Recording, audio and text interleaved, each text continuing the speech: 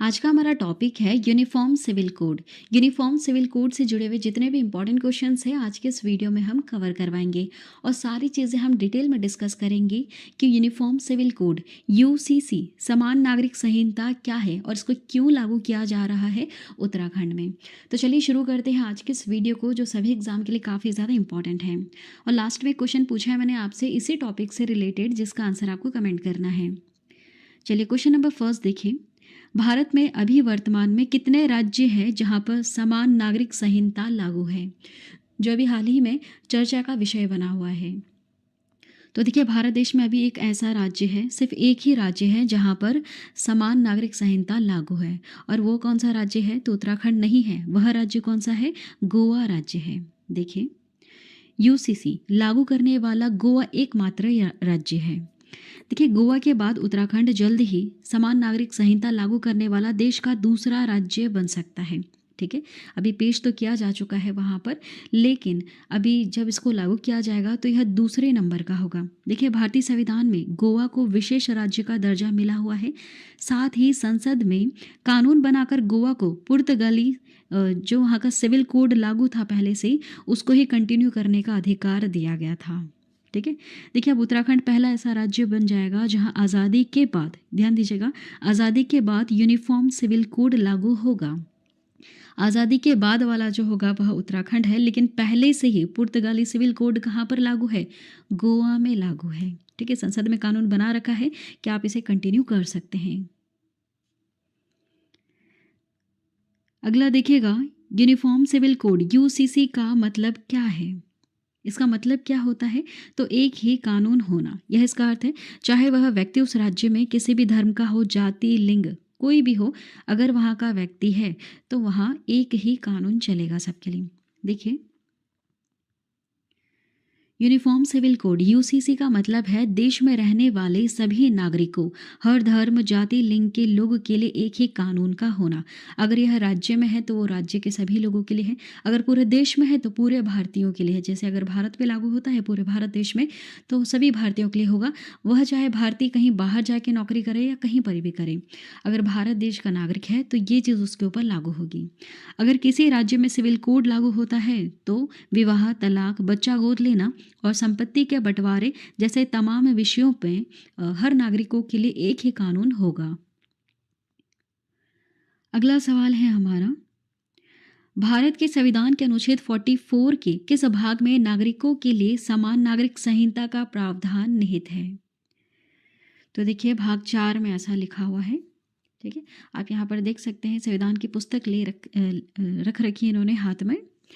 जो उत्तराखंड के वर्तमान मुख्यमंत्री हैं, इन्होंने ये बता रहे हैं कि जो भी ये कर रहे हैं उनके राज्य में ये खुद से नहीं कर रहे हैं, ये संविधान इन्हें परमिशन देता है, इसलिए ऐसा कर रहे हैं। ठीक है, देखिए संविधान के चौथे भाग में राज्य के नीति निर्देशक तत्व का विस्तृत ब्यौरा है, जिसमें अनुच्छेद 44 में कहा गया है कि सभी नागरिकों के लिए समान नागरिक संहिता लागू करना सरकार का दायित्व है।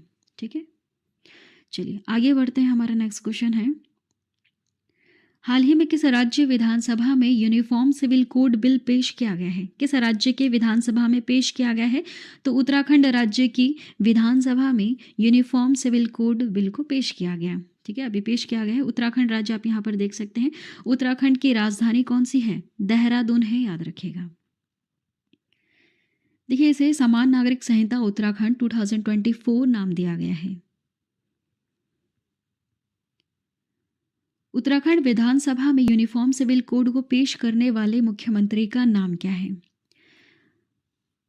आंसर यहाँ पर बी सही हो जाएगा, पुष्कर सिंह धामी। इनका नाम है पुष्कर सिंह धामी। ये उत्तराखंड विधानसभा में यूनिफॉर्म सिविल कोड को पेश करने वाले एकमात्र मुख्यमंत्री हैं। एकमात्र क्या, ये पूरे भारत देश में एक ऐसा ही राज्य है जहाँ पर आज़ादी के बाद पहली बार यूसीसी को पेश किया गया है।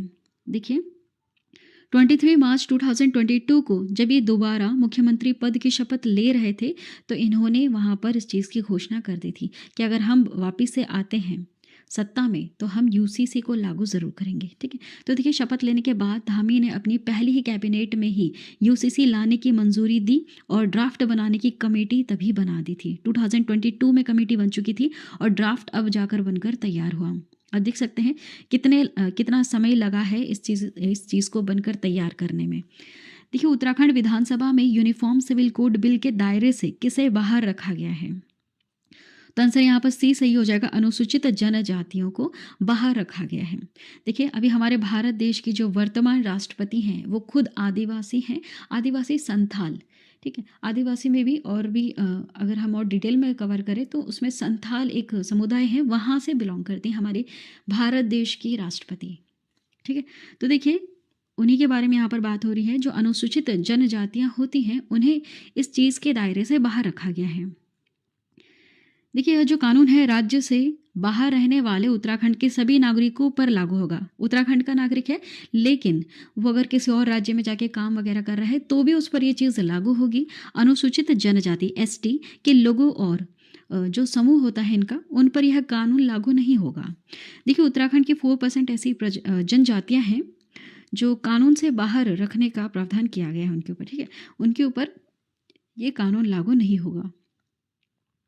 जो ये मसौदा तैयार किया गया है, ड्राफ्ट में जनसंख्या नियंत्रण उपाय और अनुसूचित जनजातियों को शामिल नहीं किया गया है।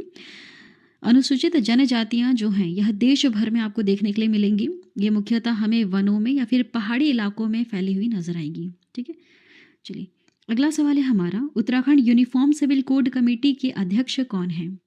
इसके अध्यक्ष किसे बनाया गया था? तो रंजना प्रकाश देसाई को बनाया गया था। ठीक है, रंजना प्रकाश देसाई को। देखिए, Uttarakhand uniform civil code UCC committee के अध्यक्ष न्यायमूर्ति रंजना प्रकाश देसाई ने समिति के सदस्यों के साथ उत्तराखंड के मुख्यमंत्री पुष्कर सिंह धामी को यूसीसी की अंतिम रिपोर्ट सौंप दी थी।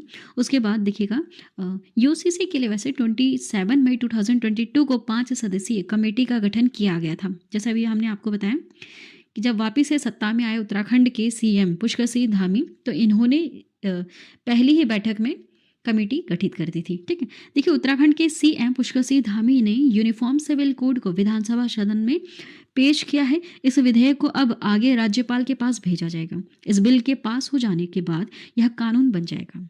इसके साथ ही उत्तराखंड देश में यूसीसी लागू करने वाला पहला राज्य बनेगा। आज़ादी के बाद, ध्यान दीजिएगा, आज़ादी के बाद लागू करने वाला पहला राज्य होगा।